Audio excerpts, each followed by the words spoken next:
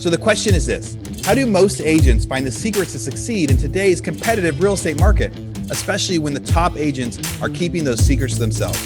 That's the question, and this podcast will give you the answer. Hi, I'm Aaron Amuchastegui, and welcome to Real Estate Rockstars.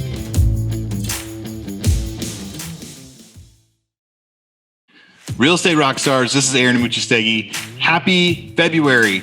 Man, January of 2021, we actually had a lot of things kind of change in the news. We had a lot of fun podcasts that we went through. And from, early November to mid-January, we had a lot of different things happen. We obviously have a new president now. We have a lot of changes happening very quickly because of that. We had the fiasco at the White House before the new president came into office. And we had a lot of things kind of change in my mindset of what was going to happen tax-wise. You guys will remember back in November and December, I was saying there wasn't going to be many changes under a Biden administration due to taxes because of the way that the Senate was split. Well, during January, we had a new election in Georgia. Now the Senate is kind of split 50-50, and it may be a much more interesting 2 years than I originally thought it was going to be. This podcast is one of those special ones that I do at the end of every month, and I go through and just share a couple minutes of every podcast that we interviewed in January and let you see if it might be one that you're going to want to go listen to next. So this will be a quick 30-minute podcast. You'll get to hear the best of each of the podcasts that we had during the month, and you'll decide if there's one that you missed that you want to go back to. And if you're somebody that already listens to all of our podcasts, no matter what, this will be a great refresher, and maybe it'll help remind you of the one you want to go back and listen to again.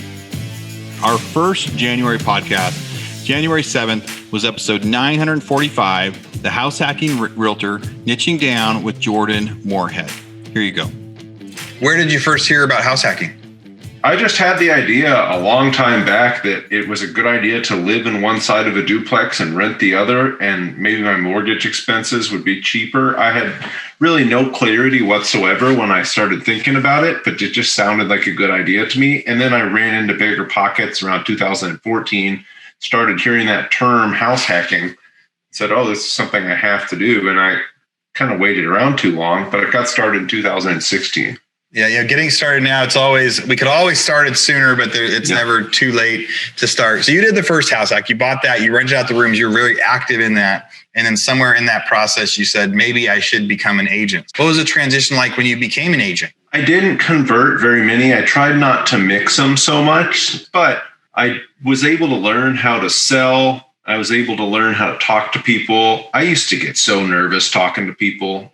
Before I got into the fitness industry, if I didn't know somebody, I couldn't talk to them. Yeah. But after talking to people all day, every day, I got used to it, and I'm comfortable going up to anyone, talking to them now. My first client was actually from Bigger Pockets. I met a guy, he wanted to do what I was doing. I was house hacking a duplex in the same area of Minneapolis he wanted to be in, and we found a great deal. He made a great profit off it a year and a half later too. So break that down a little bit more for me. So new agent trying to go find places to provide value where maybe people will see them. How would they do that? Through Bigger Pockets or from whatever other online sources are out there? If you were going to say, hey, go do these three things and I bet it'll start working, what would you tell them? For me, I've always just done what I know about. So with house hacking, I know how to house hack. I've been house hacking for years now. I'm still in a house hack here in Austin right now. Been doing it since 2016. I can say what worked for me, how I found value. By the time I got my license as an agent, I'd already been house hacking for almost a year.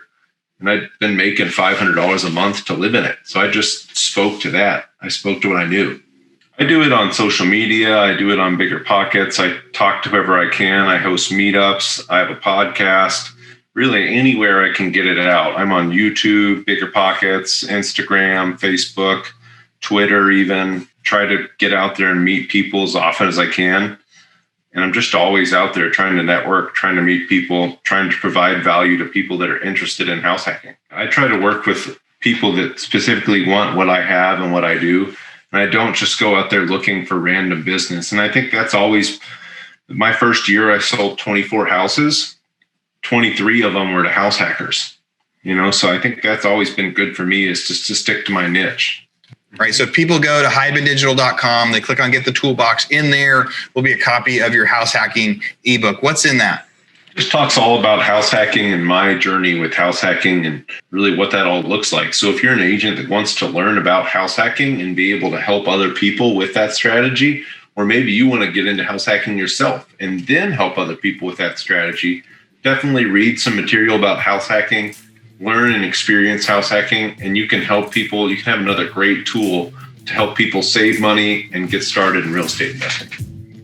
All right, that was a couple minutes of episode 945 with Jordan Moorhead. He's talking about house hacking and niching into that to get investments. This next episode 946, how to build and sell a real estate business in 5 years with Jay Borgana.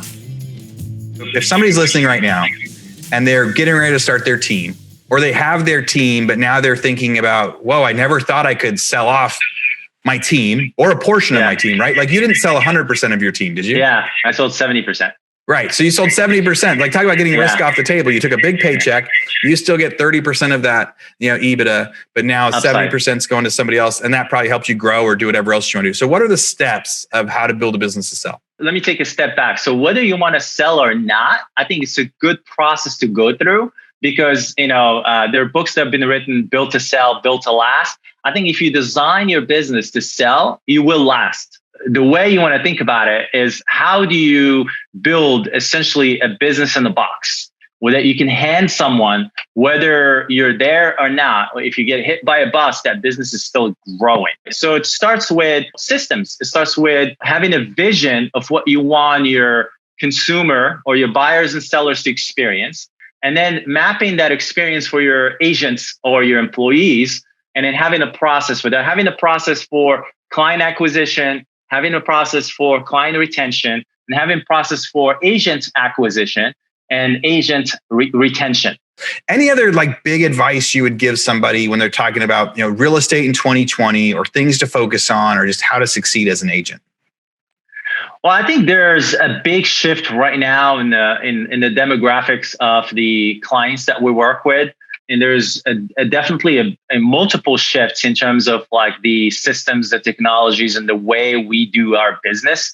So you definitely want to pay attention to those elements. You would definitely want to position your service offering, however it is, whether you're a single agent or a small team or a big team, you want to frame your offering to that target consumer and communicate with them in the way they want to be communicated to. COVID has exposed all that. In real estate right now, 50% of the agents are doing really well. 50%, are just, struggling. That gap is essentially between old world and new world.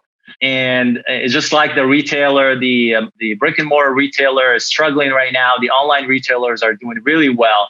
The agents who have taken technology as a base for them to do business and dug deep into understanding how the new clients or the consumers behavior, the new consumer behavior has changed, have been successful, and we're able to take advantage of this situation. We grew this year. This last 12 months, we actually grew about 40%.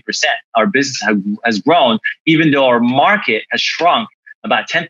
The number of transactions closed has been down 10% in our market, but our business and our team has grown about 40%. And just because we're positioned more like an Amazon and less like Bed Bath & Beyond or a Big Lots. All right. And if you liked that one, if you liked those 2 minutes, you're going to want to go back and listen to episode 946 with Jay Borgana. Next up, State of the Market 65. This was me talking about Biden's tax changes and what to expect. Last week, we had two big things happen, big political things happen that are going to impact a lot of what's going on for the next little while. So one was the Democrats won both Senate seats in Georgia. So my State of the Market back in November and December said, hey, we're still going to have more Republican senators than Democratic senators in the Senate. And so we won't see a whole bunch of change with tax policy. Well, now I'm wrong. So now it's kind of a split. It's a split 50-50. So now as ties happen, it's going to go to the vice president, which means a lot more of the Joe Biden policies that he had talked about that we thought would have a tough time making it through the Senate now have a much better chance of getting pushed through. So that was big news of the week of, stuff in December that we thought were going to be tax policies that were not going to impact anybody in 2021 now are going to. So that was first big news. Down to the last article. This is another one on Forbes. It says 8 ways the Biden tax plan could affect your real estate business. Again, this ties into the idea that last week the Senate changed hands a little bit. It became a 50-50 split, but when you have a 50-50 split on voting, the vice president can break that tie. And I believe the vice president is going to do what Biden is hoping to have her do. So 8 ways the Biden tax plan could affect your real estate business. I'm just going to go through these quickly, and I'm going to encourage you guys to go through and look at the articles. But Social Security payroll tax. Currently, employers and employees are taxed up to 12.4% on $137,000 in wages. No taxes are due beyond that. There's a proposal for an additional Social Security tax for anyone making above $400,000 at a flat rate of 12.4%. So I think that can affect real estate in the higher point. But anytime taxes go up, there's a theory that sales prices of things are going to come down. But it could also affect the way that business owners modify their structures. These got on here tax bracket for ordinary income, limiting itemized deductions. I think this one's going to happen. The Biden plan proposed the reinstatement of the PEACE limitation of itemized deduction. Additionally, the tax plans to reduce the effective tax benefit of those deductions from 39.6 to 28%. That's a big change there. So 12% deduction for those earning more than $400,000 of adjusted gross income. The elimination of the PEACE limitation was a recent change. So it might be difficult to pass a reinstatement through Congress. We will see. Phasing out the QBI deduction. The deduction was implemented as part of the TCJA of 2017. Currently, if you have an S Corp, you're allowed to pay yourself with a W-2. And because you're paying wages, you're able to deduct 20% qualified business income on their taxes. Under the Biden plan, the deduction would be eliminated for those with adjusted gross incomes over $400,000. So $400,000, you've got a 20% deduction there that's now getting taken away. That's $80,000 in extra tax, at least income, not gross income basis, that is taxable basis. Long-term capital gains, they're trying to eliminate or change. They're trying to change 1031 exchanges. They have a lower estate tax exemption, and a lot of other things that will be happening, I think, with those as we look at what might happen with taxes. I think some of the biggest change we've talked about, they're going to try to do more affordable housing. There's benefit of that to real estate. There's benefit of that to real estate agents. There's opportunity to find that. They're going to try to create more affordable housing. They're going to try to expand Section 8 programs out there. So there's opportunities for real estate agents and investors in that. But they're also going to be changing the way the taxes are. That won't necessarily affect the people that are buying one house, but it will impact the people that have, repeat investor clients or having a niche for investor clients. I have to imagine it's going to change that a little bit. And the people that do represent investor clients right now are already struggling because when prices are trading at an all-time high, investors tend to wait. All right, again, if you like that one, that was State of the Market 65. We talked about Biden's tax changes and everything else. Next up, episode 947. This was the second time I'd interviewed Trevor Mock, the founder and CEO of Carrot. We talked about search trends revealing hidden opportunities for real estate agents for 2021. There's a big dynamic that's happening right now where I was looking at the stat from Realtor.com the other day, and they were saying over the past 4 years, organic searches in Google for real estate related searches has gone up 253%. And so not only do you have this COVID environment where it's driven a lot more people online to find the solutions, where maybe they're not out there able to network or talk to someone physically. So they're really, it's spiking people to go online. And then number two, you've got just the natural evolution of more and more people adopting, just using the darn cell phone for researching everything. So we're kind of at this perfect storm right now where the internet, we all know it's something where we all go first, but we're at this perfect storm for real estate right now, where a lot of people are hitting the web to look for answers to their questions. Yeah, the biggest shift that we've been driving, man, because we're really going into an even more amplified credibility phase in 2021, is doing what I call the authority hub. Your website should not just be a website anymore. I think especially agents, but investors too, will look at a website as, well, check the box, I've got the thing. It shows who I am and it's got a form to submit and there's properties up there. That's great. But we need to now pull back and say, this is my hub. Like, Facebook's not my hub. Instagram's not my hub. Zillow's not my hub. This is my hub. And I control the whole conversation on this hub. I have my content, I have my videos, I have my testimonials. And so then, yes, anytime you would get really good reviews over on Facebook, bring those puppies over to your website, put them in your testimonials or reviews page, find the best ones and put them on a sidebar or in the middle of your homepage or whatever it is. But consistently curate your best reviews from wherever they're getting submitted and bring them towards that website or that authority hub. Yeah. Real estate rock stars. This is Aaron Muchastegui with a quick commercial break from our sponsor, Rent Ready. And you've heard me talking about them lately. You heard them talking about the offers. I even interviewed Ryan Barone in episode 939. So you guys can go back and listen to that to learn more about Rent Ready. But here we go. Looking to streamline your rental property finances this year, tenant management can eat up a big part of your budget. So reducing turnover and avoiding costly vacancies can save you big bucks year over year. Keep a profitable cash flow with consistently occupied units when you use Rent Ready. With Rent Ready, all you need is one software to see expiring leases, list units, screen tenants, e-sign leases, track renters insurance, send rent reminders, and collect rent online. Rent Ready can help you manage your tenants, increase retention, and keep business costs low. As part of a special deal, Rent Ready is offering our listeners a whole year of Rent Ready for $1, right? That's what I'm always talking about. $1, that's right, $1, but only if you use our code. So you have to use code ROCKSTAR and sign up for Rent Ready's annual plan at rentready.com. That's RENTREDI.com. If you've got one house, 5 houses, or 10 houses, and you just want to check it out, I've gone and looked at it. I have a lot of rentals that we own, and we were using 5 or 6 different software technologies. One to be able to list properties, one to be able to accept money. We create the lease in a different document. We use DocuSign for other things. We had all these different sources, but Rent Ready's doing it all for one. I recommend you go check it out. Yeah, we've seen on social media, there's a lot of people that are crushing social media from doing so many videos, from just picking it up and sharing and picking it up and talking. And we've had a lot of guests this year that have kind of talked about that to get people going. But something that you said that reminded me of when I did my last 2 home sales in Austin, right? So bought a new house, sold my old house. My agent's a great friend of mine, but still on the day of closing, he sends over this personalized video, and it makes it really simple to show how quickly and easy you can record a video and send it to somebody.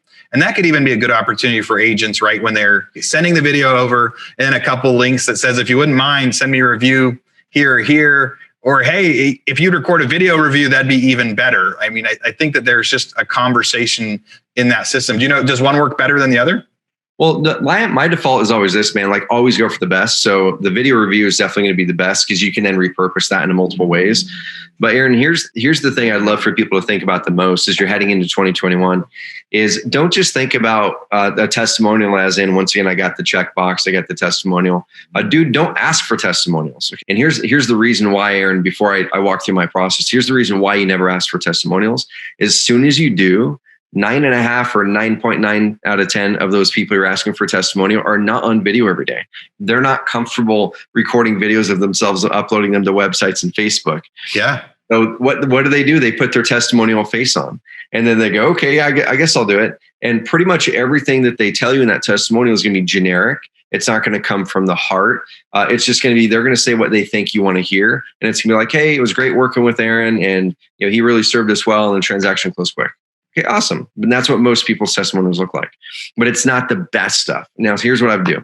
I'd say, pleasure working with you, You mind if I get some feedback from you? Because we're always looking at improving the way that we serve our clients. And you mind if I get some feedback from you? Just ask a couple questions. They're always going to say yes to that. Okay. Half the people might say no to a testimonial, but they're always going to say yes to giving you feedback. And so then they'd say yes. You go, okay, amazing.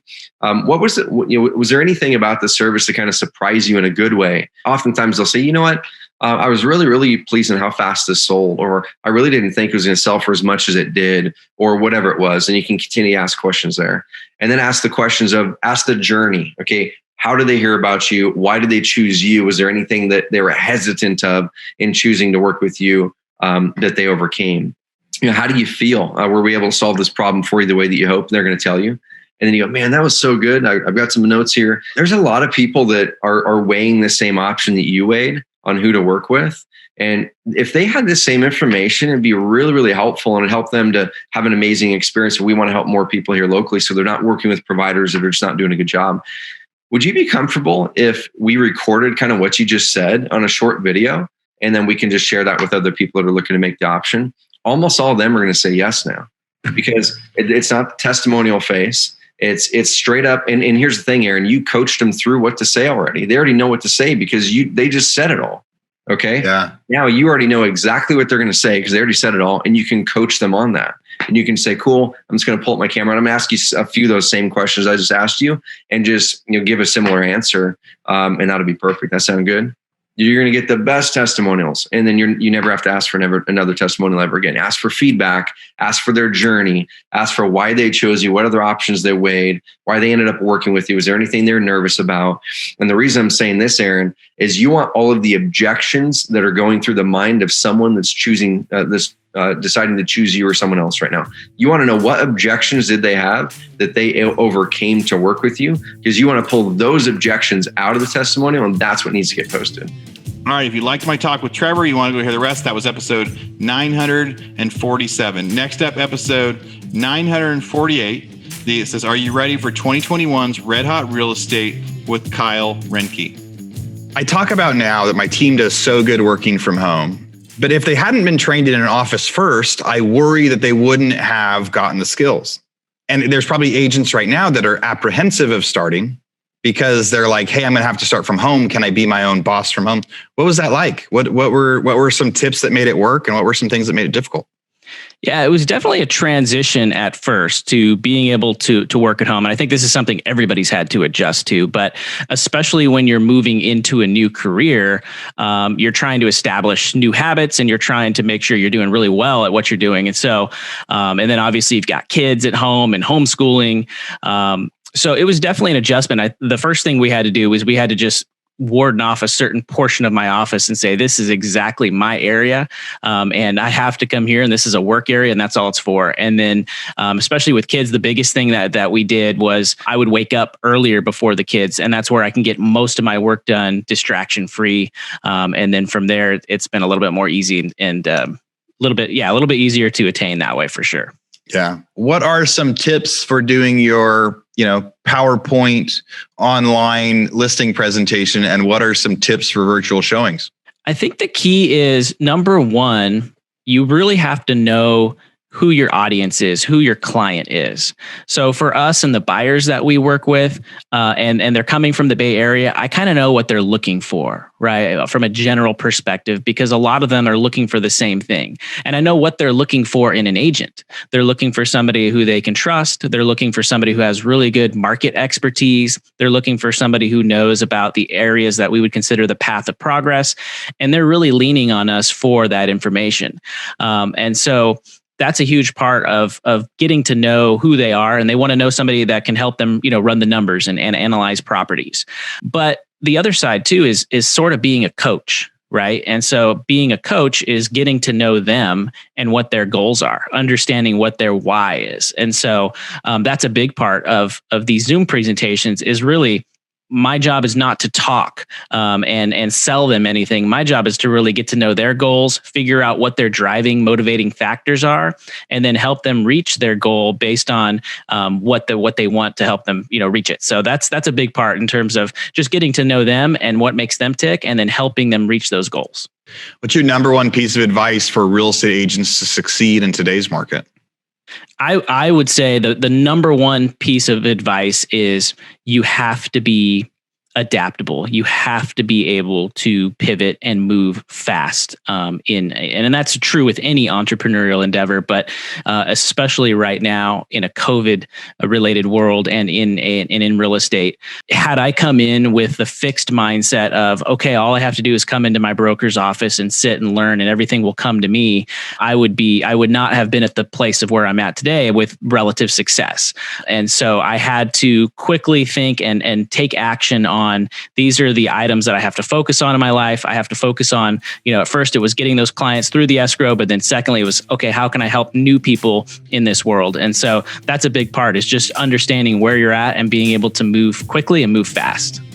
Okay, if you liked that one, again, that was episode 948 with Kyle Renke. Next up, episode 949, today's best real estate lead sources with Kirby Schofield. If a new agent, somebody's been around for maybe 6 months to a year, and they've been door knocking and they've been getting leads and getting them other ways, and they're ready to start investing in something like this. they're going to actually go bigger and say, hey, I'm going to spend a couple $1,000 a month on something like that. What advice would you give them? Meaning, I've seen people spend $2,000 on mailers, not get any phone calls, and so stop doing mailers, which is understandable because it's really discouraging. You spend a few $1,000s and nothing happens. So what advice would you give somebody for that? If your market has Zillow or Opcity available because they're bottom of funnel, buy into there as long as they have market share. It's expensive per lead, but the ROI is better because you need, if you're newer, you're going to need money now. We have such a pipeline. When I'm buying leads now, I'm not betting on them. I'm betting 10% or less of them maybe in the next year, but everything else is a long-term play. And with building my agents' pipelines. But if you're brand new, I'd say if they have Zillow and Opcities out there, Realtor, grab those. Otherwise, Ylopo. I tried a whole bunch of other different Facebook products and Google products. It was kind of like the mailers. It's just money thrown out the door. The thing about Ylopo is the remarketing is like number one. How it keeps you front in mind, and then making sure you have a good CRM. So they're really good integrated with Follow Boss, Lion's Desk, or Firepoint, Sierra Interactive, Chime. We like Follow Up Boss ourselves. That's what I like with the integrations. Really cool stuff. So you talked about a whole bunch of different CRMs that you use. You prefer Follow Up Boss. And if someone was going to sign up, look for a CRM, what advice would you give them for Follow Up Boss or any others? What should they look for? Okay, so that's when lead hits, you always have to have we call them action plans and Follow Up Boss, which will trigger tasks for the agents to do as far as calling. Does the automated emails already built off of days. Once we have been in contact with the client, it changes the stage. We go to a nurture, and that's when we're just working off high priority alerts when they're doing something on the site. When you're first chasing them, it's all automated. Sierra Interactive, Robbie T is one of the professors, is a Hatch Coaching. He's huge Sierra Interactive. They just did their integration fully with Ylopo, and theirs is cool because it has automatic texting too. So you can automate the same way as email with Follow Boss, you can do texting. Follow Boss I like more for the integrations with everything, MailChimp, Call Action, all those different products. And then if you're going to first choose one, I'd say if you're a team, either of those two, if I'm a brand new database or you're building your first database, like if you were a person who was in the club, restaurant, whatever industry, and you have that client list, you can actually, like in Follow Up Boss, go in there, you can retarget them. I did this for Remind, is like a farming software that they give us free with our membership here in Vegas. So I put 10,000 people into that, did not email them, did not call them. You can't TCPA files, but we started retargeting them. Now I've cleaned it out, but I spent the retargeting for, it was about $1,200 for 3 to 4 months. And we got 500 people now that are in our database from that clicked from doing the retargeting, from the mining. Okay, that was episode 949 with Kirby Schofield. The last sample we've got for you is State of the Market 66, where me and Ari Rostigar talked about the real estate market, essentially commercial, and what's been changing with COVID. This whole pandemic, certainly for us, is operated in an area of like not knowing, you don't know what you don't know. It's so far in the blind side, but it has created enormous opportunity. I mean, as you mentioned, we've been very active buyers throughout this entire pandemic. I really believe, people are going to come back to the office. Jamie Dimon, the CEO of JP Morgan, was talking about how productivity really has plummeted in a lot of ways since people have been working at home. And, I know that you're the father of 4, I'm the father of 3, and managing the Zoom meetings and the school, and, our 8-year-old is back in school. But it's been a very difficult time. But us as humans, we're very tribal beings, working together, breaking bread together, the brainstorming, whiteboarding. So I'm very much of the belief that, that office is going to have a major, major recovery because people want to be at work. They want to be back in that setting. They want to be sitting at home. And I think people really have Zoom fatigue. Even the CEO of Zoom the other day said he's sick of Zoom. I was like, oh my God. I was like, you just paid, however many billions of dollars and you're sick of Zoom meetings.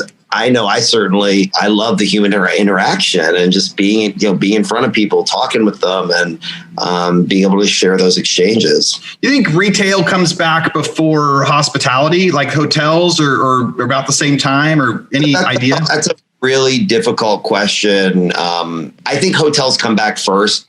I mean, if I had to pick one, but I think they're very connected. It'll almost be in tandem, but hotels as a general rule, have to do with travel. Okay. Like people are traveling to this other location, and retail as a general rule is localized in a lot of ways. So depending on what that local government is doing, what that local municipality is doing, look, if Biden, and he has all my prayers and all my hopes, gets those 200 million vaccines out, by the end of the summer, and they're able to achieve that plan, I mean, you're going to watch a recovery happen that is much, much quicker than people are anticipating. I think you have to handicap that statement with the mental trauma that people have gone through, which I think is going to take a lot of time, for people to get comfortable again, not wearing their masks or touching hands, being in those. So you have a whole, microcosm of people that even with the vaccines are still going to have, live in that fear state. But the vast majority of people will get back on the road again. There's so much pent up demand. Like, for example, our kids ask us all the time, when are we going to Disneyland? We always go to Disneyland or Disney World once a year. We always have a little trip. And so people have been waiting and waiting. So once that vaccine hits, I think you're going to see an explosion of travel back to these retail destinations, to the Disney World, the Disneylands, or the beaches, the vacations, because people are just dying to get out of the house. And, business people are dying to go see their clients and take them out and go to dinners and wanting to have human interaction again. So I think it's going to create a big boom once people feel safe again. All right, real estate rock stars. That is the last sample of January's podcast. That last bit was from State of the Market 66 with Ari Rastegar. Real estate rock stars, thank you so much for always listening and always tuning back in as we try to continue to bring you value. Our promise to you is we're going to bring in great real estate agents that are going to teach you their tricks and tactics they've used to become super successful.